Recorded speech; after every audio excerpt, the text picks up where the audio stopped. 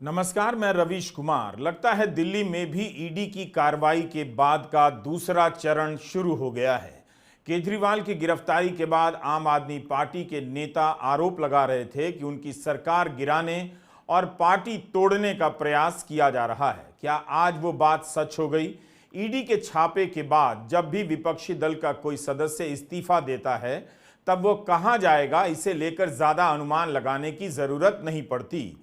अभी तक के रिकॉर्ड के अनुसार या तो वो सीधे बीजेपी में जाता है या बीजेपी के सहयोगी दल में जाता है या कुछ दिन इंतजार करता है। दिल्ली के पटेल नगर से विधायक राजकुमार आनंद ने मंत्री पद के साथ साथ विधायकी और पार्टी की सदस्यता से इस्तीफा दे दिया।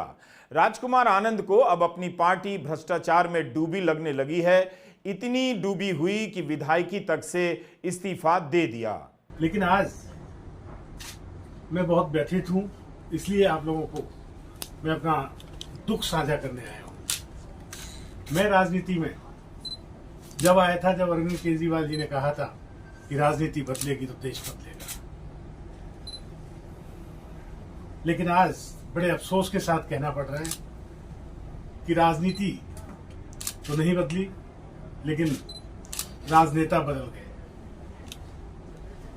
आम आदमी पार्टी का जन्म ही भ्रष्टाचार के खिलाफ आंदोलन से हुआ था, लेकिन आज ये पार्टी खुद भ्रष्टाचार के दलदल में फंस चुकी है। मेरे लिए मंत्री पद पर रहकर इस सरकार में काम करना असहज हो गया है।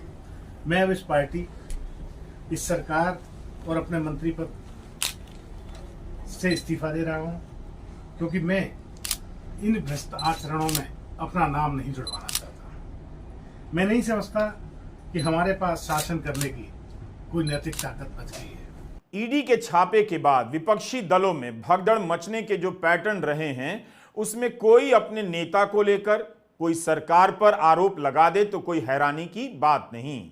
राजकुमार आनंद पहले नहीं हैं, उनसे पहले कई लोग कई दलों के ऐसा कर चुके हैं। यही वो राजकुमार आनंद थे जिनके घर पर और अन्य दफ्तरों में नवंबर के महीने में ईडी के छापे पड़े थे। तब बीजेपी ने इनका इस्तीफा मांगा। नवंबर से लेकर 9 अप्रैल तक उन्हें ना तो बाबा साहब की याद आई और ना ही आम आदमी पार्टी भ्रष्टाचार में डूबी हुई नजर आई। तब की मीडिया रिपोर्टिंग बताती है कि राजकुमार आनंद पर हवाला माध्यमों से लेन देन और कस्टम के 7 करोड़ की ड्यूटी नहीं चुकाने के मामले में छापे पड़े थे। ये नवंबर की खबरें हैं। क्या उस समय से राजकुमार आनंद को नहीं दिखा कि उनकी पार्टी भ्रष्टाचार में डूबी है? जब उनके यहां छापे पड़ रहे थे तब पार्टी उनके साथ खड़ी रही। सौरभ भारद्वाज ने इनके पक्ष में बयान दिया था। आज वही सौरभ भारद्वाज कह रहे थे कि एक मंत्री को डराया जा रहा है, धमकाया जा रहा है। पटेल नगर एक रिजर्व्ड कॉन्स्टिट्यूएंसी है। ये बात राजकुमार आनंद जानते हैं कि रिजर्व्ड कॉन्स्टिट्यूएंसी के अंदर वो भारतीय जनता पार्टी से लड़ेंगे, बुरी तरह से हारेंगे, तीसरे नंबर पे आएंगे। वे विधायक इसलिए जीते क्योंकि आम आदमी पार्टी की तरफ से लड़े हैं। बहुत साल कई पार्टियों में रहे, उनको पता है क्या हश्र होता है भारतीय जनता पार्टी का। इसके बावजूद उनसे रिजाइन कराया गया, पार्टी से रिजाइन किया, पद से रिजाइन किया, क्योंकि पार्टी से रिजाइन कर दिया तो वो विधायक भी नहीं रहे। कौन आदमी ऐसा करेगा?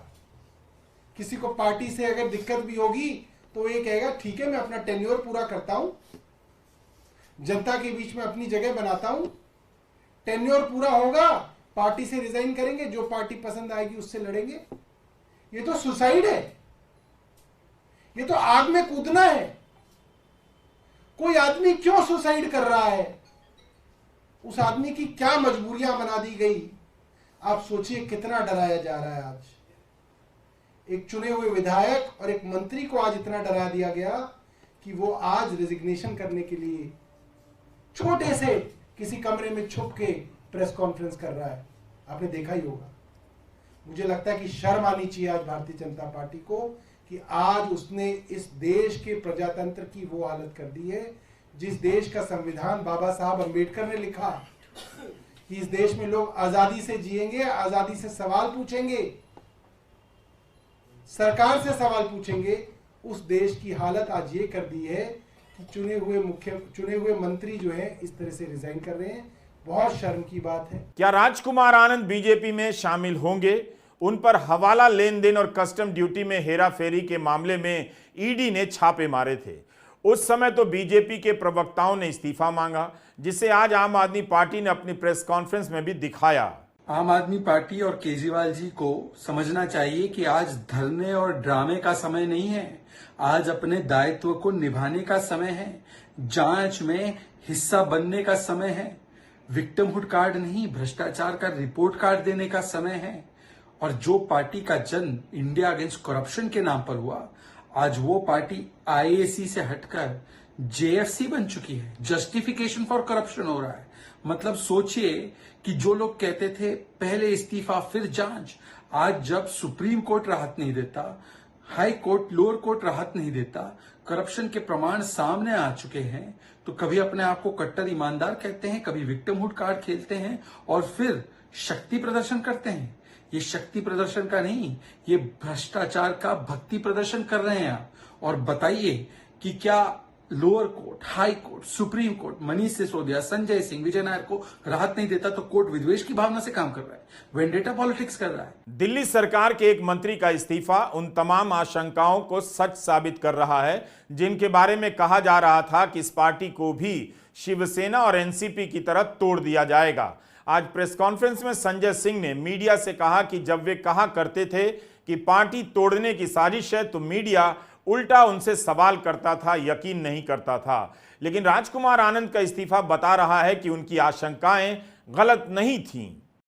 आज के बाद एक सवाल बंद हो जाएगा कि आप लोगों को यह शंका क्यों होती है कि ईडी के छापे के बाद आपकी पार्टी टूट सकती है, आपके विधायक टूट सकते हैं। यह शंका क्यों होती है आपके मन में?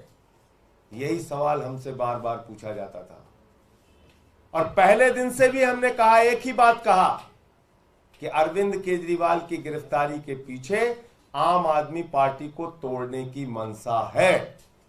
अरविंद केजरीवाल जी की गिरफ्तारी के पीछे आम आदमी पार्टी को खत्म करने की मंशा है।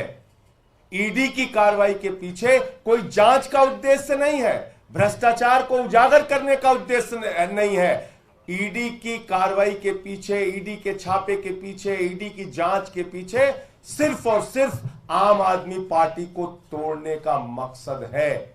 और इसलिए मैं दोहरा रहा हूं इस बात को कि भारतीय जनता पार्टी इस देश की वो आपराधिक पार्टी है जो देश भर में इस प्रकार का गुंडागर्दी का आचरण कर रही है। ईडी सीबीआई का इस्तेमाल करो, विधायकों मंत्रियों को तोड़ो और अपनी पार्टी में शामिल करो। यही काम इन्होंने महाराष्ट्र में किया, अरुणाचल में किया, उत्तराखंड में किया, कर्नाटक में किया, मध्य प्रदेश में किया। लेकिन याद रखना, आज इस वक्त में आम आदमी पार्टी की भी परीक्षा है, एक एक मंत्री और विधायक की भी परीक्षा है कि हम किस रूप में अपने आप को चाहते हैं कि हमें याद किया जाए, बहादुर के रूप में या कायर के रूप में। यह इतिहास दर्ज करेगा कि आप कैसे ऐसी भ्रष्ट पार्टी, ऐसी बेईमान पार्टी, ऐसी गुंडागर्दी मचाने वाली पार्टी जो देश भर में पार्टियों को तोड़ रही है, उस भारतीय जनता पार्टी का मुकाबला ऐसे दौर में आप कैसे करते हैं, यह भी तय होगा। एक पैटर्न आप और देखेंगे, दल बदल के कानून का इस्तेमाल नहीं होता है जिससे लगे कि पार्टी को तोड़ा जा रहा है। पार्टी के सदस्यों से इस्तीफा दिलवाया जाता है ताकि लगे कि पार्टी नैतिक रूप से कमजोर होती जा रही है और उसमें भगदड़ मच गई है। आप ये मत भूलिए कि गुजरात में 5 विधानसभा सीटों के उपचुनाव हो रहे हैं। इनमें से 4 सीटों पर इसलिए उपचुनाव हो रहे हैं क्योंकि कांग्रेस के चुने हुए विधायकों ने अपनी पार्टी और विधायकी से ही इस्तीफा दे दिया। अब यही 4 लोग फिर से बीजेपी के टिकट पर चुनाव लड़ रहे हैं। हिमाचल प्रदेश में 6 विधानसभा सीटों पर उपचुनाव हो रहे हैं। इन 6 पर कांग्रेस से इस्तीफा देकर बीजेपी में आने वाले विधायक ही बीजेपी से उम्मीदवार बने हैं। तो यह एक तरीका अपनाया जा रहा है कि किसी सरकार को गिराने का और पार्टी को तोड़ देने का, जिससे लगे कि सब अपने आप हो रहा है। बीजेपी तो कुछ कर भी नहीं रही, ईडी का तो बिल्कुल भी हाथ नहीं। बीजेपी 2 राज्यों में इसी लोकसभा चुनावों के साथ साथ 2 राज्यों में विधायकी छोड़ने वाले 10 कांग्रेसी विधायकों को अपना टिकट देकर उन्हें फिर से विधायक बनवा रही है। इस तरह की सेवा आज की तारीख में शायद ही कोई दूसरी पार्टी करती होगी। यह वो पार्टी करा रही है जो देश में बार बार चुनावों के होने से परेशान है, उसे बीमारी बताती है। एक देश एक चुनाव की बात करती है, लेकिन दूसरे दलों के विधायकों से इस्तीफा दिलवाकर फिर से उन्हें उपचुनाव में अपनी पार्टी का टिकट देती है। इस पैटर्न को देखते हुए अगर राजकुमार आनंद यह कहें कि राज्यसभा सांसदों में दलितों को प्रतिनिधित्व नहीं दिया गया, बात नहीं जमती है। सब कुछ साफ साफ दिख रहा है कि उनका इस्तीफा क्यों हुआ होगा। बाबा साहेब का फोटो हर प्रेस कॉन्फ्रेंस, हर सरकारी दफ्तर पर लगाते हैं, लेकिन जब बाबा साहेब के बातों की बात आती है, देखिए रिजर्वेशन तो संवैधानिक मजबूरी है, लेकिन जब बात रिप्रेजेंटेशन की आती है, जब हम ऐसी जगहों पर अपने आदमी भेजने की बात करते हैं, दलित समाज अपने आदमियों को ऐसी जगह भेजने की बात करता है, जैसे हमारे यहाँ 13 राज्यसभा सांसद हैं, दलित या पिछड़ा या महिला कोई भी नहीं है। तो क्या राजकुमार आनंद के अलावा और भी विधायक हैं, सांसद हैं, जिनकी अंतरात्मा अब जागने वाली है और वे आम आदमी पार्टी से इस्तीफा देने लग जाएंगे? 3 बार आम आदमी पार्टी ने दिल्ली में बीजेपी को हराया है। भारत की राजनीति में नरेंद्र मोदी के वर्चस्व के 10 साल पूरे हो गए, मगर दिल्ली में वे कमल नहीं खिला सके। तो क्या अब इस हताशा का यही रास्ता निकाला गया है कि पार्टी को ही तोड़ दो, मिटा दो, नेताओं को जेल में डाल दो?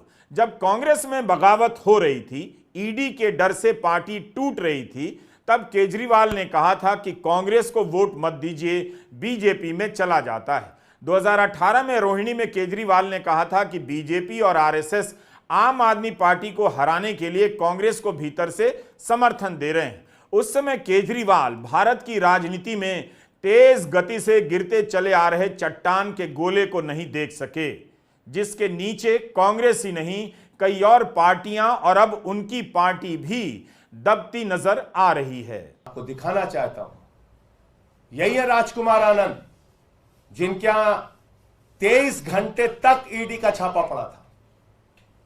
23 घंटे तक ईडी का छापा पड़ा था। पूरी की पूरी भारतीय जनता पार्टी ऊपर से लेकर नीचे तक चिल्ला चिल्ला कर कह रही थी राजकुमार आनंद भ्रष्ट है, राजकुमार आनंद भ्रष्ट है। पूरी की पूरी बीजेपी कह रही थी, सारा केंद्रीय नेतृत्व, इनके बड़े बड़े नेता, नड्डा जी हो, अनुराग ठाकुर हो, पीयूष गोयल हो, सब ने बयान दिया राजकुमार आनंद भ्रष्ट है। बस देखना आपको यह है बीजेपी का चाल चरित्र और चेहरा आज से लेकर कल तक, या हो सकता है जल्दी ही आपको दिखाई पड़ जाए वो व्यक्ति जिसके लिए खुद भाजपाई नड्डा से लेके अमित शाह से लेके मोदी तक सारे लोग कह रहे थे कि ये भ्रष्ट है, भ्रष्ट है, कल उसको माला पहनाते हुए शामिल करते हैं कि नहीं, ये पूरी दुनिया देख लेगी, पूरा देश देख लेगा। फिर उसके बाद पार्टी विद द डिफरेंस वाली बात मत कहना, फिर उसके बाद चाल चरित्र चेहरे वाली बात मत कहना, फिर तो भाजपाइयों कालिक लगा के अपने चेहरे पे घूमना। तुम्हारा कोई चरित्र नहीं है, कोई चरित्र नहीं है, तुम्हारा एक ही चरित्र है, पार्टियों को तोड़ो, सरकारों को गिराओ, लोकतंत्र को खत्म करो, संविधान को खत्म करो। आम आदमी पार्टी के चीफ मीडिया कोऑर्डिनेटर ने 2 तस्वीरें ट्वीट की हैं। विकास योगी के इस ट्वीट को हम अपनी तरफ से पुष्टि नहीं कर सकते, लेकिन उन्होंने इन 2 तस्वीरों में एक आदमी को लेकर इशारा किया है कि राजकुमार आनंद के पीछे वही शख्स दिख रहा है जो बीजेपी सांसद मनोज तिवारी के साथ दिख रहा है।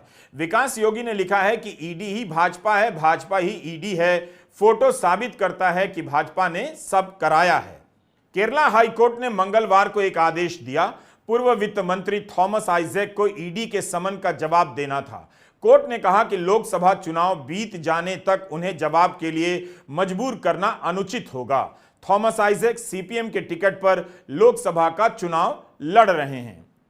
जस्टिस टीआर रवि ने कहा कि मैंने सारे साक्ष्य देखे हैं, कुछ पर जवाब की जरूरत भी है, लेकिन मुझे नहीं लगता कि इस स्तर पर उम्मीदवार को परेशान करने की जरूरत है। चुनाव में 1 महीना ही रह गया है। अरविंद केजरीवाल के केस में दिल्ली हाईकोर्ट ने चुनाव के समय को अहमियत नहीं दी। चुनाव के समय और इसमें भागीदारी के आधार पर ही अभिषेक मनु सिंघवी ने अपनी याचिका में कहा था कि गिरफ्तारी अवैध है, लेकिन उनकी याचिका रद्द हो गई। केरला हाईकोर्ट ने चुनाव के समय को प्राथमिकता दी है। भारत की राजनीति में विपक्ष खाली होता जा रहा है। लोकतंत्र की इसकी नदी सूखती जा रही है। बीजेपी लगता है सूखी नदी में ही तैरकर 2024 का चुनाव पार कर लेना चाहती है। अब बीजेपी को परवाह भी नहीं कि लोग क्या कहेंगे, क्योंकि लोगों ने भी कहना और देखना बंद कर दिया है। राजकुमार आनंद बीजेपी में शामिल होंगे या नहीं, लेकिन उनके इस्तीफे के पीछे बीजेपी का हाथ देखा ही जाएगा। राजनीति की इस गंगा में शपथ की पवित्रता का हाल वही है जो गंगा सफाई योजना का है। नमस्कार, मैं रवीश कुमार।